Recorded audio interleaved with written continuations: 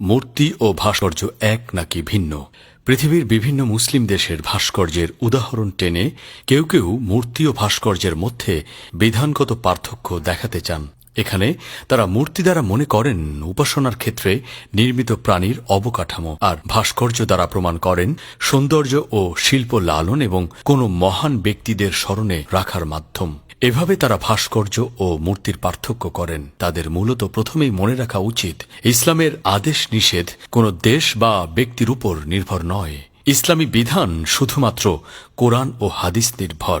যেসব মুসলমানরা মূর্তি ও ভাস্কর্যের পার্থক্য দেখেন তারাও একমত যে মূর্তি হারাম, কিন্তু তাদের প্রথমে জানা উচিত যে এই পূজার উদ্দেশ্যে মূর্তি নির্মাণ ভাস্কর্যের হাত ধরেই পৃথিবীতে এসেছে। আর এজন্যই পবিত্র কোরআনে সকল ধরনের মূর্তি সংগ্রহ, মূর্তি সংরক্ষণ এবং মূর্তি বেচাকেনা ইত্যাদি সকল বিষয়ে মুসলমানদের জন্য কঠিনভাবে নিষিদ্ধ করা হয়েছে। পবিত্র কুরআনুল কারীমের স্পষ্ট নির্দেশ, তোমরা পরিহার করো অপবিত্র বস্তু অর্থাৎ মূর্তিসমূহ এবং পরিহার করো মিথ্যা কথন। সূরা হজ আয়াত ৩০।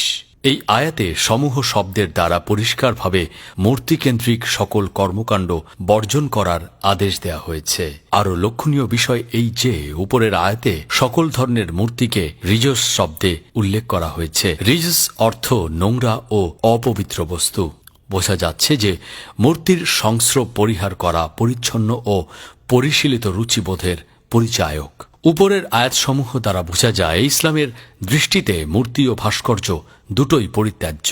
কোনো প্রাণীর মূর্তি নির্মাণ করা ইসলামী শরীয়তে হারাম।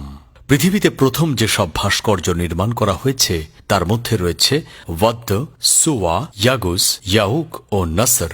এই নামগুলোর প্রমাণ পাওয়া যায় পবিত্র কুরআনের সূরা নূহ এর ২৩ নম্বর আয়াতে। এই সকল ভাস্কর্য সম্পর্কে আব্দুল্লাহ ইবনে আব্বাস রাদিয়াল্লাহু আনহু বলেন, এগুলো হচ্ছে নূহ আলাইহিস সালামের সম্প্রদায়ের কিছু পুণ্যবান লোকের নাম।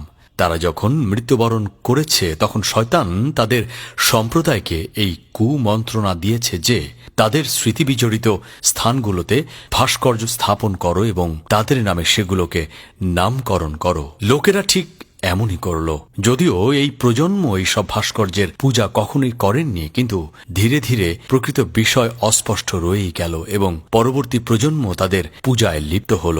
সহিহ বুখারী। এই হাদিস দ্বারা স্পষ্ট বোঝা যায় যে স্মৃতি ও সম্মান প্রদর্শনের উদ্দেশ্যে নির্মিত ভাস্কর্যই যুগ যুগ ধরে রয়ে গেছে পৃথিবীতে এবং প্রজন্মের পর প্রজন্ম ধরে এসে এই ভাস্কর্যগুলোকে সম্মান থেকে পুজো, তারপর দেবতার আসনে বসিয়েছিল। কোরআন মাজিদে মূর্তি ও ভাস্কর্যকে পথভ্রষ্টতার কারণ হিসেবে চিহ্নিত করা হয়েছে। এক আয়াতে এসেছে, ইয়া রব, এরা অর্থাৎ মূর্তি ও ভাস্কর্য অসংখ্য মানুষকে পথভ্রষ্ট করেছে। সূরা ইব্রাহিম আয়াত ৩৬। একটি হাদিসে বলা হয়েছে, হযরত আমর ইবনে আব্বাস রাদিয়াল্লাহু আনহু থেকে বর্ণিত, নবী করিম সাল্লাল্লাহু আলাইহি ওয়াসাল্লাম বলেন, আল্লাহ তাআলা আমাকে প্রেরণ করেছেন আত্মীয়তার সম্পর্ক বজায় রাখার, মূর্তি সমূহ ভেঙে ফেলার এবং এক আল্লাহর ইবাদত করার জন্যই। সহিহ মুসলিম। উপরের হাদিসে সমূহ শব্দের দ্বারা সকল ধরনের মূর্তি সম্পর্কে নবী করিম সাল্লাল্লাহু আলাইহি ওয়াসাল্লাম নিষেধ করেছেন।